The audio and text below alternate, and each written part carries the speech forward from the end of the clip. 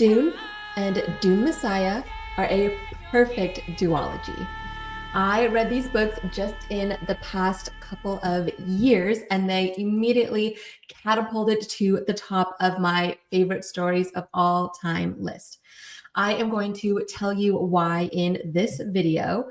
Welcome to All About Stories. I am Renee, the pretty paladin, and what better way to kick off this channel than with the books that got me back into reading and also back into writing.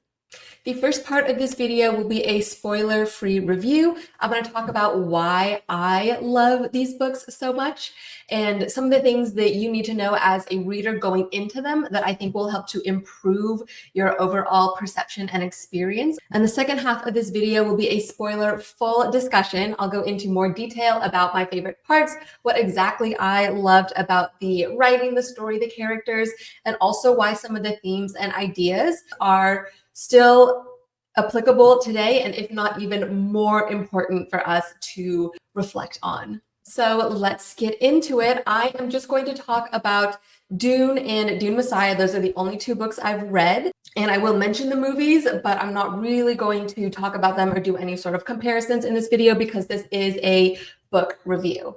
So I think that I was primed to enjoy these books because of the circumstances under which I read them. So these books, these exact copies were actually given to me years ago by my grandparents. I think you can tell these covers do not look like the kind of modern, fun, colorful covers that you might see on books today. And I held on to these books for years. I never picked them up, never read them. And it wasn't until 2020, I think I saw the movie in 2022. It had already come out. I watched the first Dune movie and I absolutely loved it. I couldn't get enough of it. I loved the characters. I loved the visuals, the very simple storytelling that doesn't really hold your hand at all. You just kind of thrown into it. You have to piece things together. I loved the world. I'm a sucker for good world building. So I watched the movie and I wanted more. It wasn't enough. I needed more. So I thought, why not pick up the book? Why not read the book, give it a try? And I was hooked. I think it really helped that I already knew what was going to happen in the first half of the book. So having seen the movie, now reading the book was more about watching the events from the movie play out within the original story. And Dune Part 2 hadn't come out yet, so I had been spoiled for the first half of the book and then read the second half of the book, which spoiled me for the movie, but I was okay with that. I'm always a person who likes the books better. But I already knew that I was going to enjoy the characters and enjoy the story. So that made it easier for me to dive into the book already with some context of what was going to happen and what the world was like. And I also did a little bit of research into Frank Herbert himself and why he wrote Dune and Dune Messiah before I started reading the books. And that helped as well. So I'm going to give that context here in my review because I think it's very helpful to go into the story with a little bit of knowledge if you are all intimidated. So Dune was written by author Frank Herbert in 1965, and it is a science fiction and, in my opinion, a space fantasy. So science fiction because it is technically set in the future of Earth. It does make references to old Earth and things like that. It's not just a story, but it is telling some kind of message about the world that we live in today, our society, our technology. I also say space fantasy because there are elements in this book that 100% do not exist or could not exist in our world today. Things that are fantastical, magical. There are so many parts of the technology and the abilities of some of the characters that I personally don't think are in our future as the human race today. So again, that's why I call it a fantasy, because some of this is made up and then it does take place in space. I'm going to give just a quick overview, just the kind of boilerplate of what Dune is about. This is sort of set up in the beginning of the book. So we're following the main character, Paul, who is a 15-year-old boy as his family is uprooted from their home on the planet of Caladan, and they move to become the sort of rulers or leaders of the planet Arrakis, which is fully made up of sand. It is a desert planet, and it is home to one of the most important resources in this universe called spice melange, which is essential in space travel, intergalactic travel, which is the main way that the people of this world get around because they are spread out over the galaxy. Paul and his family come to this planet, Arrakis, also known as Dune, and from there you follow him as he sort of becomes and fulfills the role of this prophetic Messiah of Dune, who was foretold to come and save the people of Dune, the Fremen. Again, that is very simple, but I do want to keep this first part spoiler free, just in case you're clicking on this and you don't know anything about it and you haven't seen it. But in order to give you a understandable review, you do have to sort of know at least the premise of the story. And I promise you, it gets so interesting. It gets so complicated and complex. So if you want to talk those details, wait till the end of the video. We're going to get into the spoilers. Now, Frank Herbert wrote this book with a very specific purpose. Dune is a cautionary tale against blindly following charismatic leaders. Here are a couple of quotes specifically from Frank Herbert that I wrote. He said, and these are from a couple interviews that I watched. He said, "Don't trust leaders to always be right." And he said that this book is a different view of how we give over our lives to leaders or people who pose as leaders or entice us to follow them. And I think it's good to keep that in mind when you're going into reading the book, because a lot of the elements of his writing, the characters, the different plot points really do serve that purpose. All of the story comes back to this message of be careful who you trust to lead you. And because of that purpose or intention in writing the story, these books are really about the characters. More than anything else, these are about the characters. And so this book is written from an omniscient perspective.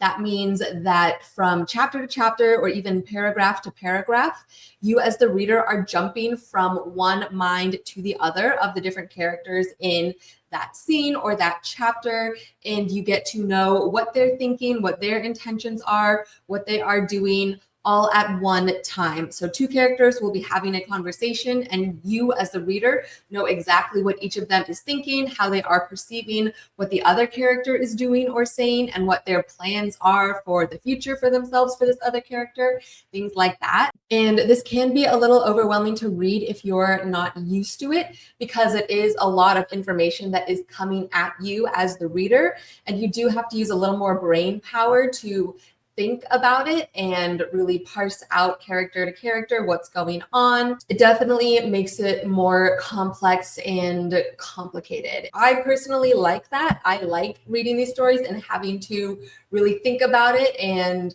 kind of put the pieces together in my mind of what's really going on.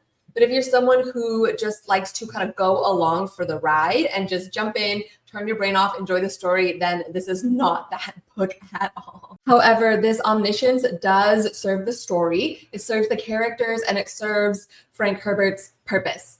Because like I said, for me, this book is about the characters more than anything else. So it is helpful in this kind of character study to be able to really dive deeper into the minds of each of the important characters and even some of the side characters to see what's going on in their heads.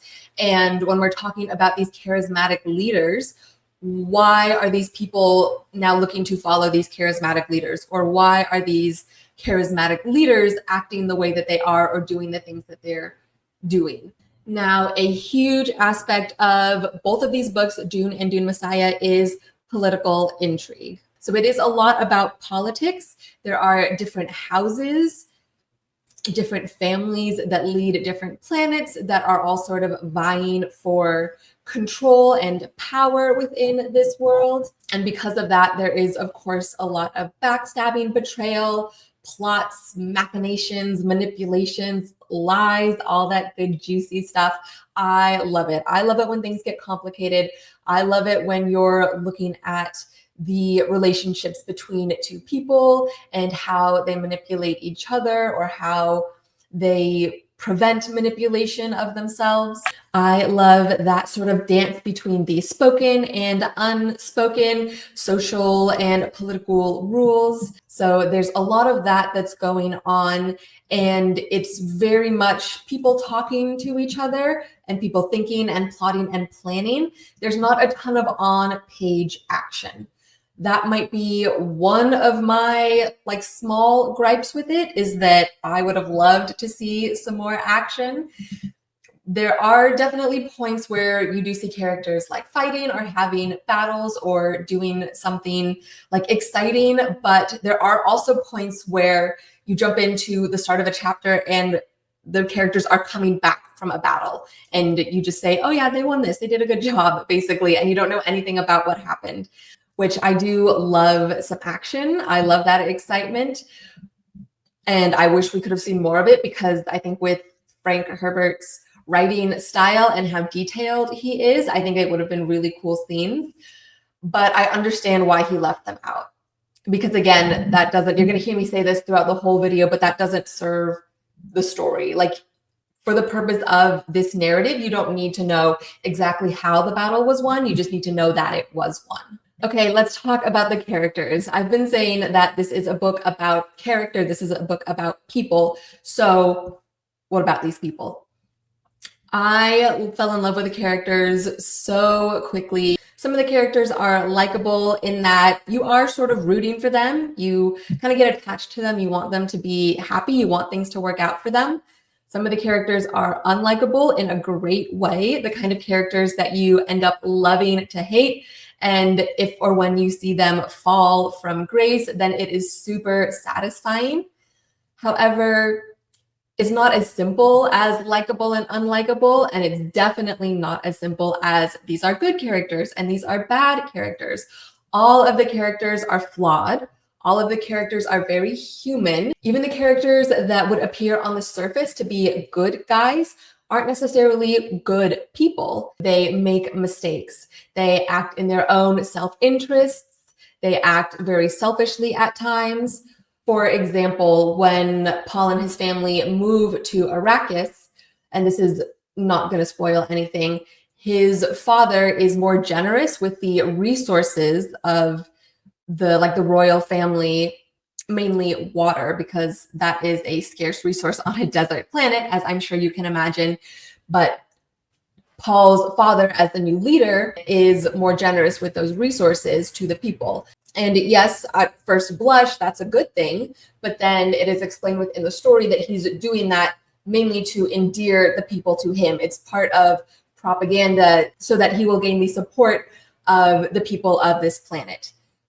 Now, we can go into a whole discussion about, do the ends justify the means? Like, maybe he's doing it for a selfish reason, for a more political reason, but these people are still getting valuable resources, so that's still a good thing, right?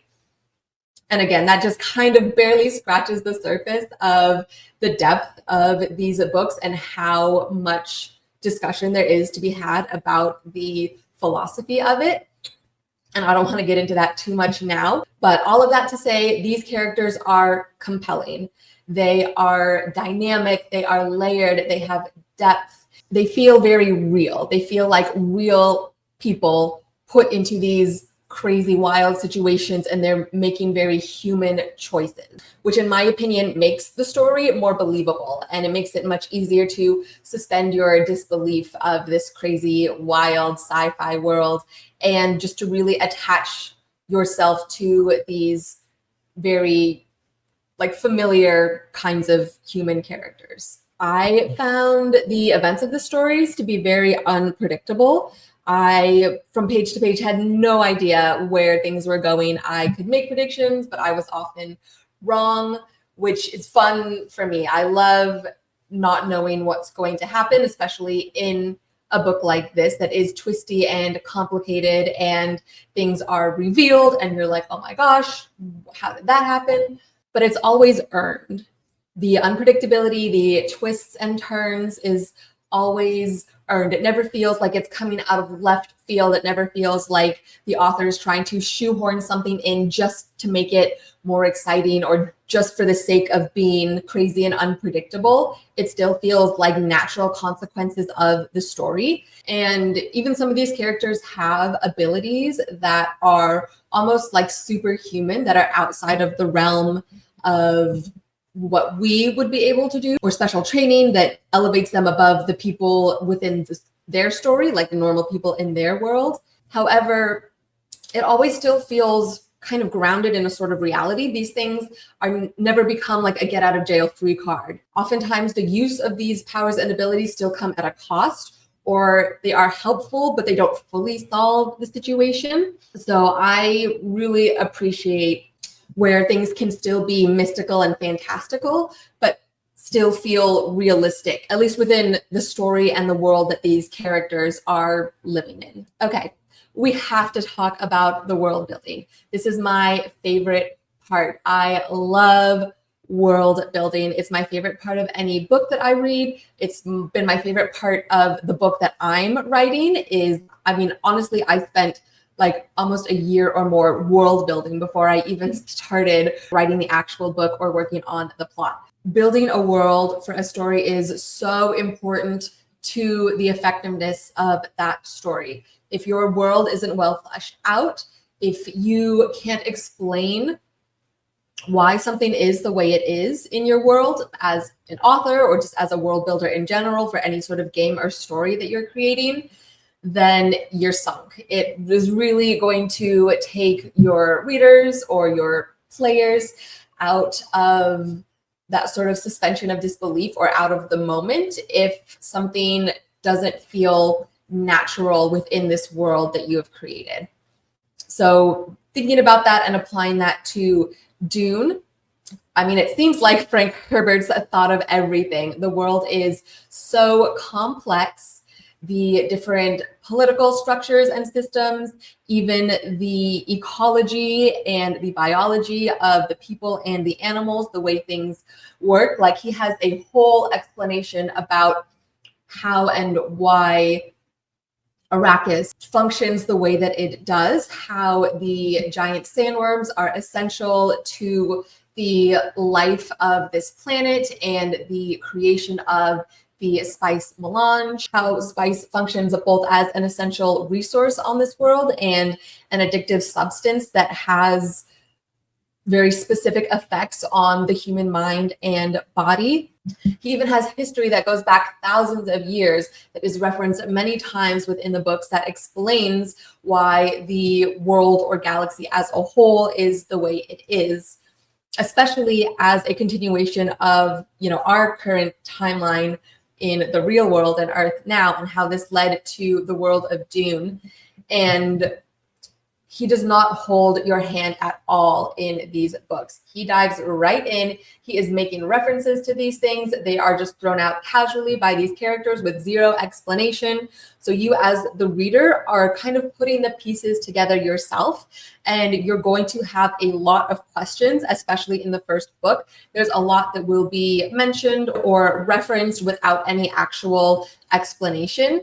And you as the reader have to be okay with that. You have to be okay with not knowing and still being able to continue to read the story. There's plenty of resources on the internet now about the world. If you do want to, if you have a question, go and look it up. And again, this goes back to my personal preference. I like having to piece it together myself. I like seeing something and not knowing what it means, and it's not really relevant to that scene or that chapter, but it just serves to show that this world is vast and complicated and detailed, and that there's things going on outside of these characters' lives. And for me, that helps to ground the story in a certain type of reality. Like, this world is real for these characters. It's not just something that the author made up to tell this story, but it exists on its own, regardless of whether or not this story was told. Now, I did say this is a review about the first two books of Dune, and a lot of what I've said does apply to both books. It's kind of universal to this series and Frank Herbert's story in general, but I do want to touch a little bit on the sequel. Again, without giving any spoilers, I just want to say that Dune Messiah is a good sequel. It is a good sequel to the first book. It fulfills kind of the checklist of things that sequels should have in order to be successful. And again, a little bit of context about the writing of Dune Messiah. Frank Herbert saw that when Dune was published and people were first starting to read it, yes, it had a great response and people loved it, but he felt like they weren't really getting the message that he had intended. And so he wanted to basically clarify what he meant. And he wrote Dune Messiah sort of as a response to the fact that people didn't really get the point. So while the first book does kind of follow a sort of stereotypical hero's journey plot, that wasn't really what Frank Herbert wanted the reader to take away from it. So he then wrote Dune Messiah to kind of bring it back down and really hammer home of like, no, this isn't a story about good versus evil and the good guys win. This is about, hey, this character rose up as a religious messiah, and that's not good. So why is Dune Messiah a good sequel? It expands upon the world. It introduces new elements in terms of people and races, in terms of other planets that you didn't really get much explanation for or a lot of detail about in the first book, but these are introduced in the second book, definitely with purpose in the story, but it also serves to bring in something new. And I was shocked by some of the things that Frank Herbert introduced in the second book. Some things made my skin crawl, if I'm being honest. The sequel also continues the story from the first book, but it heightens the stakes and it heightens the tension and it introduces new challenges for these characters to deal with and to overcome. And it forces these characters to also now change in new ways and face different parts of themselves, different aspects of the world that they're living in. They're also facing consequences from things that happened in the first book and choices that they made, which again, just makes for a very compelling story. It doesn't feel like a repeat or a rehashing of Dune. It feels like a brand new thing. And I've got one last point. Now, some might consider this a spoiler. I personally don't, but if you don't want to risk it, then you're welcome to click off now. But this book has a tragic ending. I don't think that's a spoiler because if you go into reading these books, knowing that it is a cautionary tale, cautionary tales usually don't have happy endings. That's kind of the point, is that they're showing you the negative consequences of something. So this book has a tragic ending. And even throughout the series, there's lots of loss along the way, lots of very realistic loss. I loved it. I love a good tragedy, and everything that happens in these books is earned. It doesn't feel like tragedy just for tragedy's sake. It does feel like natural consequences of the story, of the choices that the characters make, of the events, the things that happen to these characters that lead to this tragic ending. It feels so real. So to recap this whole review, I love these two books. I think the two of them together, standing alone, make for a wonderful fantasy sci-fi story. These books are complicated. The world is vast. The characters are flawed, but you still end up loving them and you still end up rooting for them. And it is fascinating to watch them navigate through all of the obstacles, the challenges, the tragedies that come up. Is this book long and complex and a little slow at times and difficult to read? Yes, but I think that it is a worthy read. I think that it really makes you think and it really gives some new and interesting perspectives on the political hierarchy of society in general. I think that some of the messages and the lessons within this story are very applicable to our modern day as well. And this is the top-selling science fiction book of all time. I believe it still holds this record. And I think that if you are a lover of sci-fi or fantasy to any degree, I think you're going to like this book.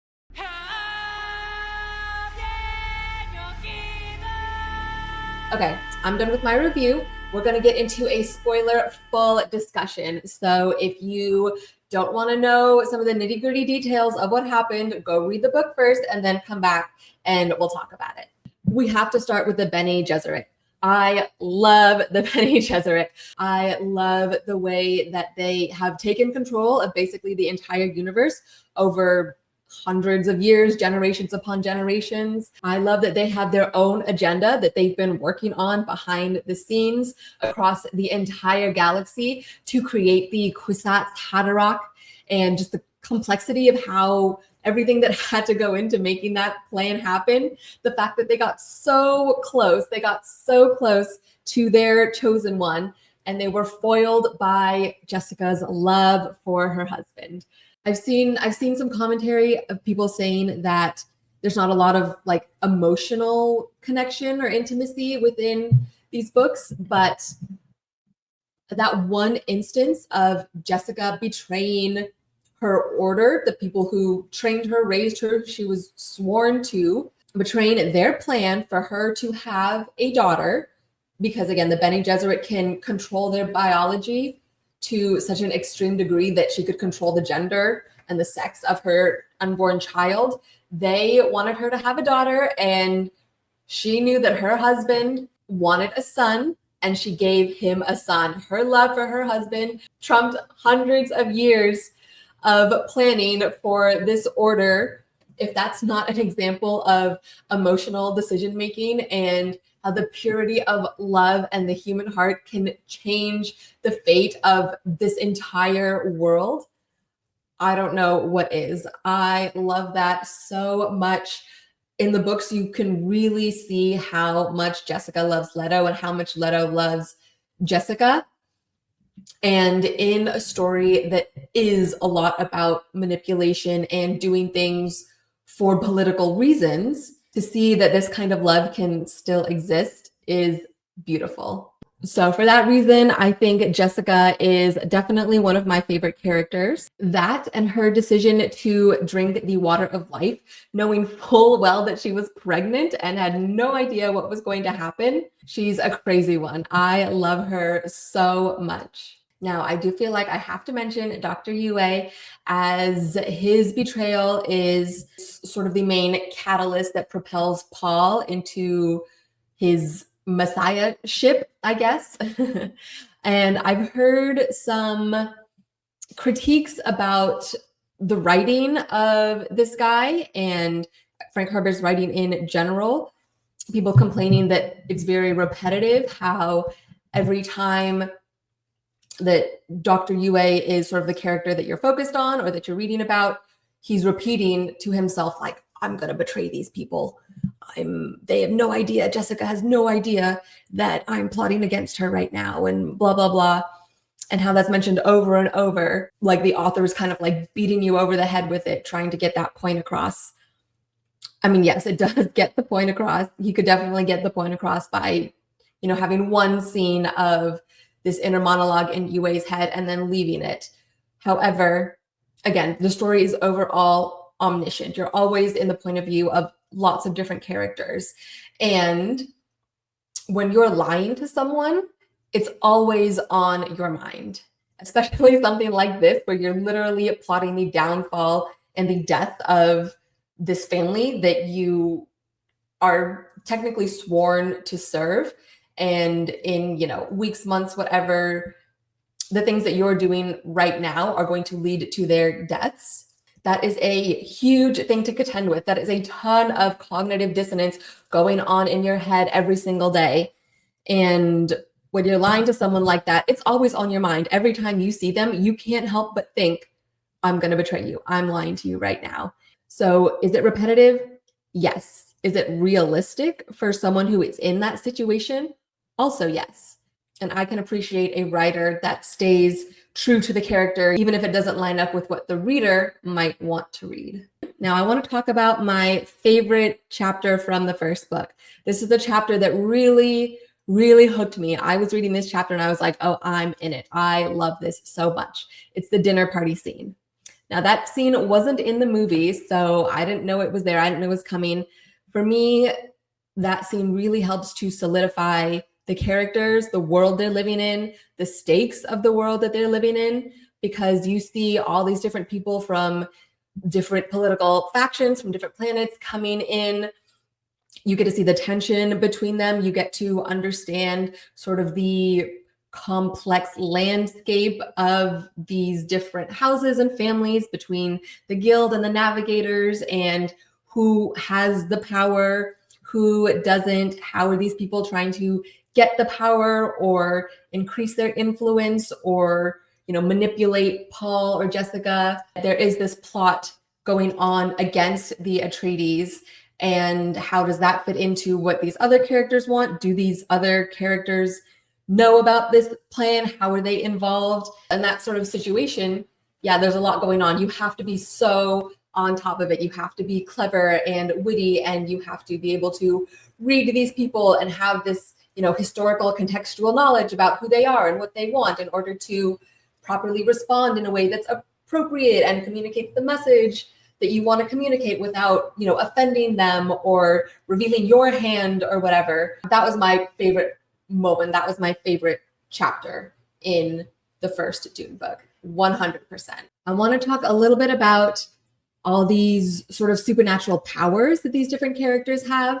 For example, the Bene Gesserit and their control over their bodies, their truth sense. They have their own specific fighting style called the Weirding Way. There's the Mentats, the sort of human supercomputers, and Paul, who was trained as both a Mentat and in the Bene Gesserit ways. So he's got both of these things going on that give him quote unquote supernatural powers, their special abilities. And I mean, just from a imaginative, inventive point of view, for Frank Herbert to have thought of this stuff and put, some limitations and be able to, explain it with some degree of grounded science, I think I admire that just as a fellow writer. But I also appreciate how these things serve the characters, but they do not save the characters. It's not just a get out of jail free card. These powers aren't a deus ex machina that can come in and magically save the day. They are tools for these characters to use throughout the story to achieve their own ends, but it's by no means a guarantee of success, which for me is realistic in this crazy world where you have these technological advancements. The world has gotten to such a crazy place that these special abilities or special powers are technically humanly possible to some degree, but also still kind of fantastical. These things just become sort of normal within this world that they're living in. And so I like that balance between something that's cool and amazing that I would, if I could control every cell in my body to do what I want, that's dope. That's awesome. That would be so cool. But for these people, it's just become part of their normal. It feels like these abilities are there for the characters to use for their own agency and to advance their story, not for the author to use to advance the story for his characters. Does that make sense?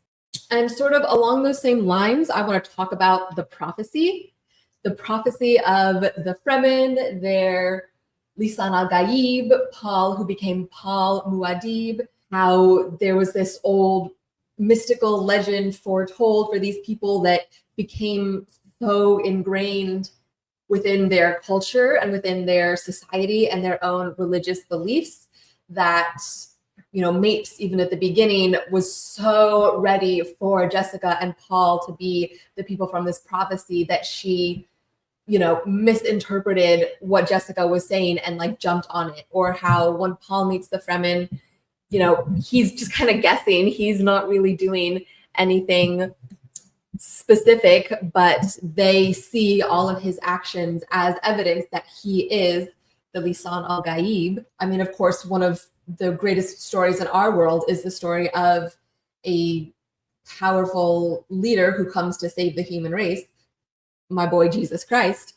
And there is an entire religion and set of cultural beliefs and actions that we take based on that. So to take that story and to give it to the Fremen of this story, who, I mean, especially with the context of them living on this desolate desert planet Arrakis, where they're fighting for every bit of water that they can get. And this prophecy is a hope that they have clung to for generations upon generations.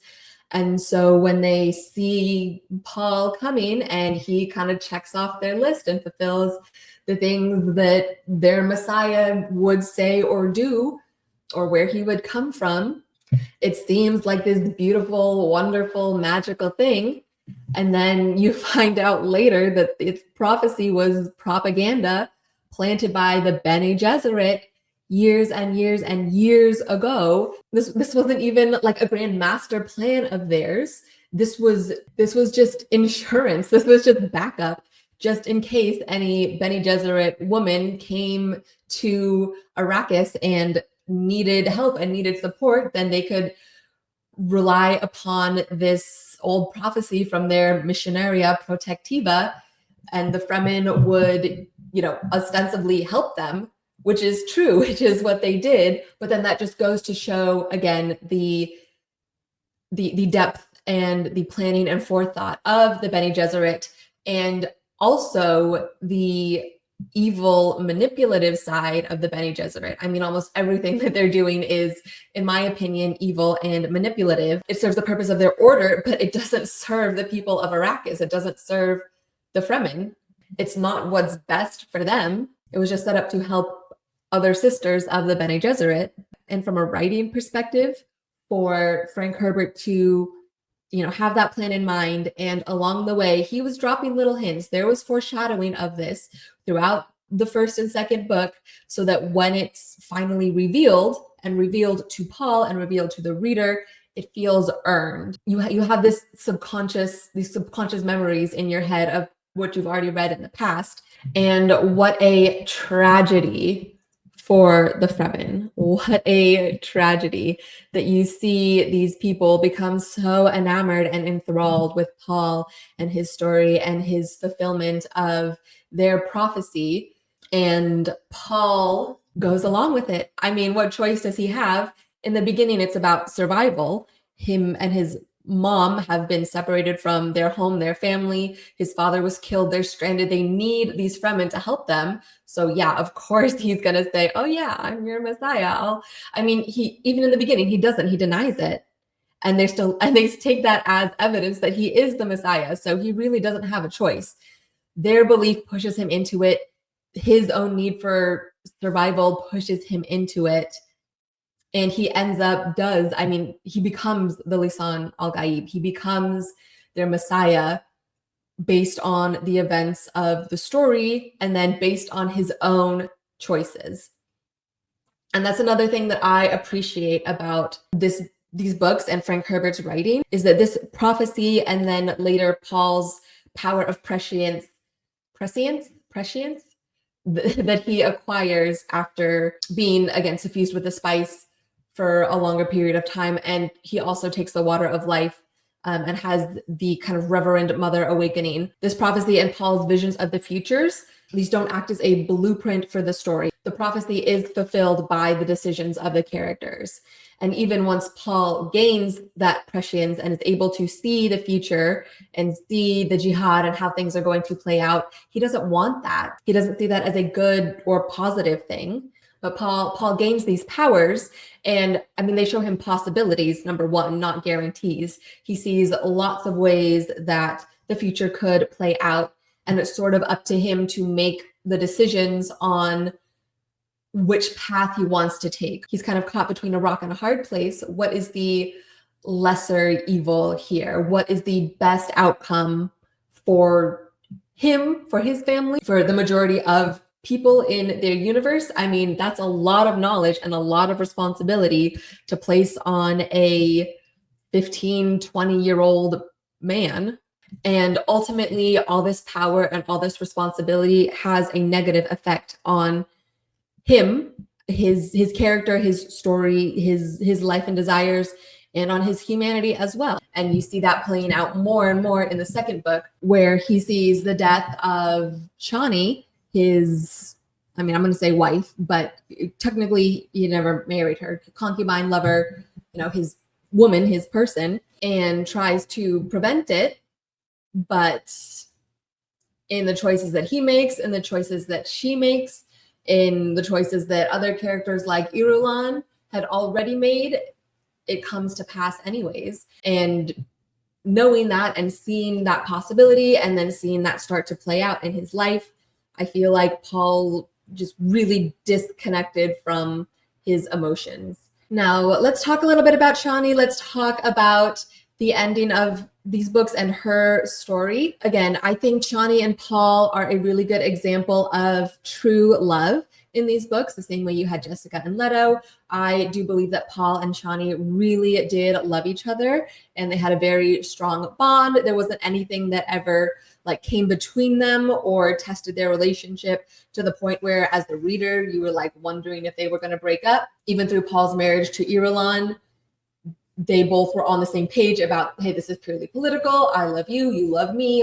I will only take you to bed, Chani. I only want you to bear my children. And so seeing true love like that in this world, I think, is both inspiring and also very human and realistic. I think that kind of stuff would still exist. I mean, they are human after all. Now, Chani was also a Fremen. She was a Sayadina. So she had some religious status and knowledge within her tribe. And she was also a believer in the prophecy. So I think she fell, yes, she fell in love with Paul and him as a person, but she also, up until the end, she did see him as the Messiah. And I think that played a huge part in her character and her decisions that she made. And that was one of the reasons why she stuck by Paul as well, because she saw him as the savior of her people, which in itself is a tragedy. And then, I mean, she died alone. Paul wasn't even there. He didn't even get to see her in her final moments. And again, Paul knew that was coming. He knew that she was going to die. So at that point, he was already sort of emotionally detached, I think, as just a way to save himself. Because, I mean, I couldn't imagine, knowing that your wife was going to die and seeing that as sort of the only outcome and not being able to stop it. That would tear you apart on the inside. So he had already sort of emotionally disconnected from her. Now, when I was reading this, when I read these last couple chapters and walked through Chani's death, I was a little disappointed, I must admit. I felt like it was kind of unfulfilling and underwhelming. But again, I'm going to say it again, I think it served the story. It was bleak and it was dark and it's sad, 100%. It's a tragedy. And to bring it back, it's supposed to be a tragedy. It's supposed to end badly. It's supposed to show you the rise and fall of these charismatic leaders and how their choices, their decisions can have a huge negative impact on the people around them, even the people that they love most and that they want to save and want to care for. Chani put him on such a pedestal. She saw him, I think, as a god, basically, as a god, as a savior, as this Messiah. And in the end, I mean, he was just human. He was just human. He made mistakes. He made bad choices. He did the best he could, but ultimately he left her to die alone. And he then walked himself off into the desert, ostensibly to die alone as well. I shouldn't be laughing. It's so sad. I did cry. I had to go and tell my boyfriend about it and cry about it to him.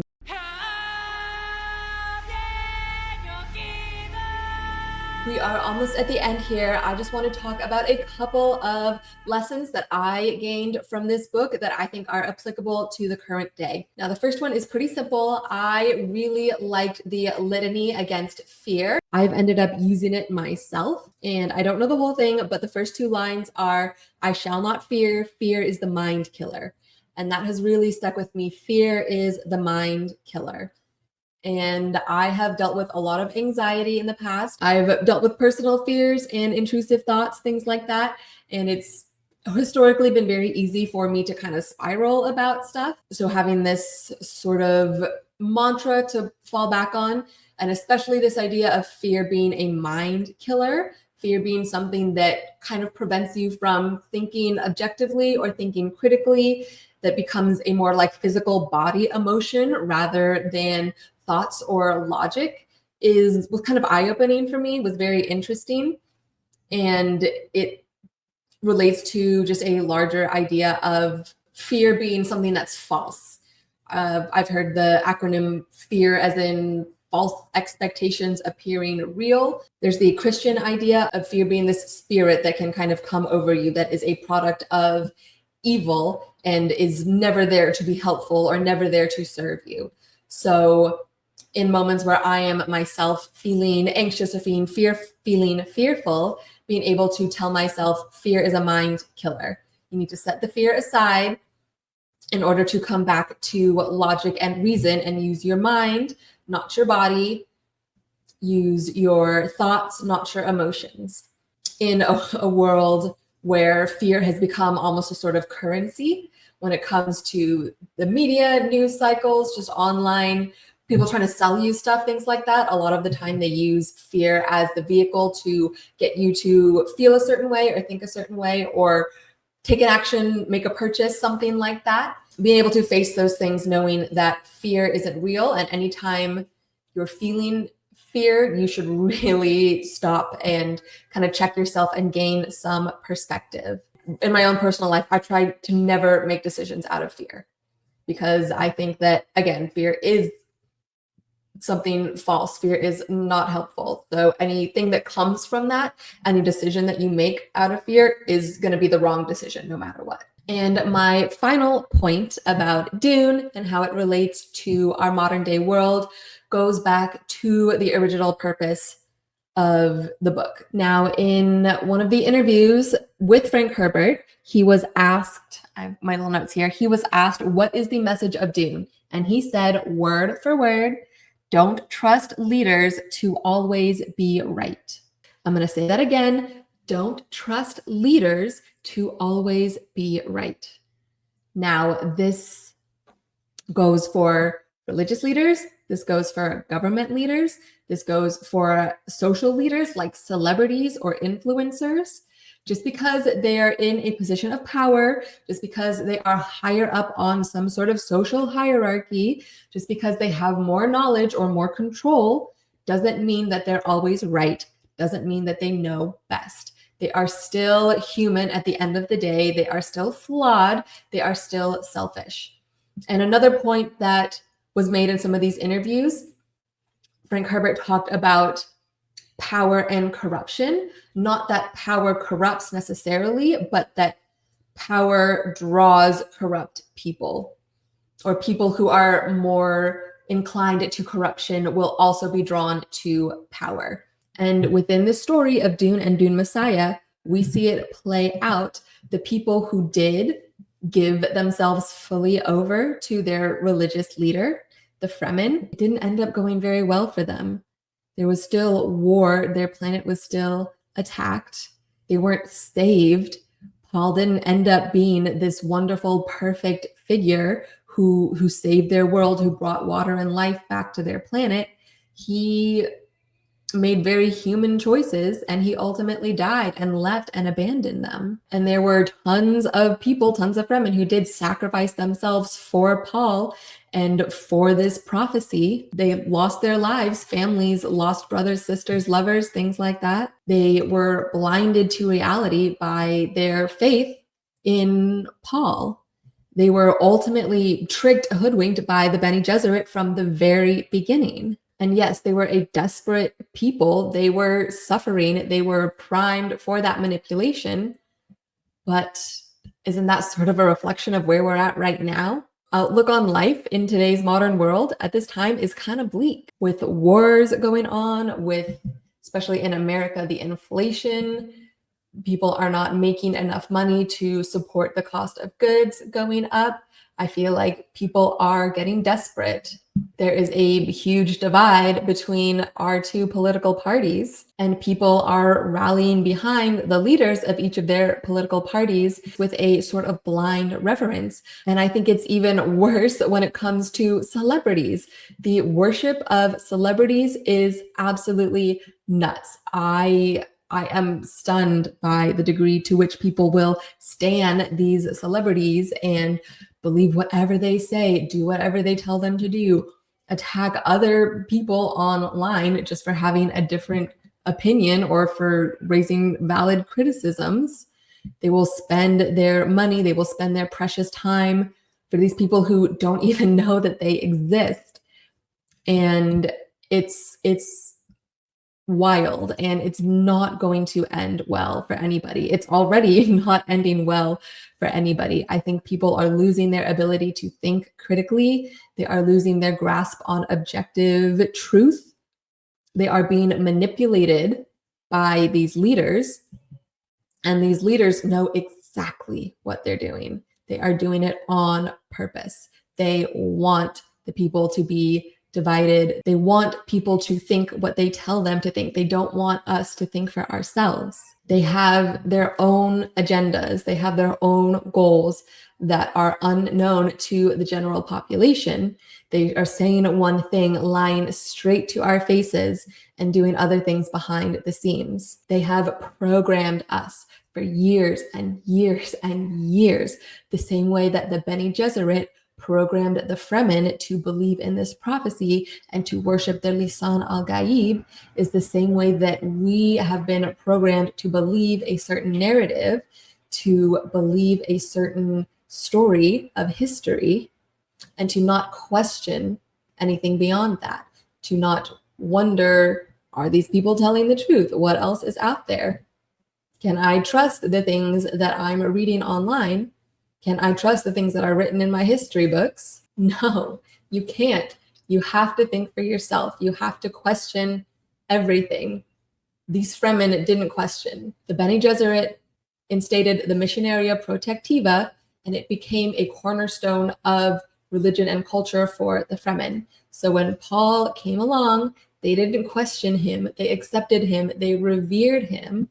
They raised him up as their Messiah, as their savior, and he was a false prophet. He became a true prophet by their belief in him, which goes to show how powerful belief and stories are. And when you have people in power who are feeding you beliefs and stories, you have to question it. So that's just some food for thought, something to think about. That is everything that I wanted to talk about here in this video, at least. There are so many things that we didn't even get to. We didn't talk about Aaliyah at all.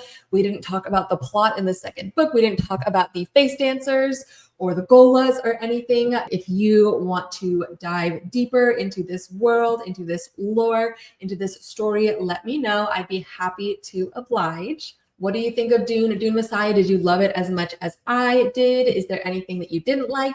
Anything you disagree with me about? Let me know. I would love to continue the discussion down in the comments. Please also like this video, subscribe to my channel here. I have lots of big plans for things to talk about: books, movies, TV shows, Dungeons and Dragons, writing stories in general, fairy tales, things like that. Again, this channel is called All About Stories. Any kind of story, any kind of medium or method, I'm there. I want you to be here with me. So please like the video, subscribe, head down to the comments so we can chat, and I will see you in the next one.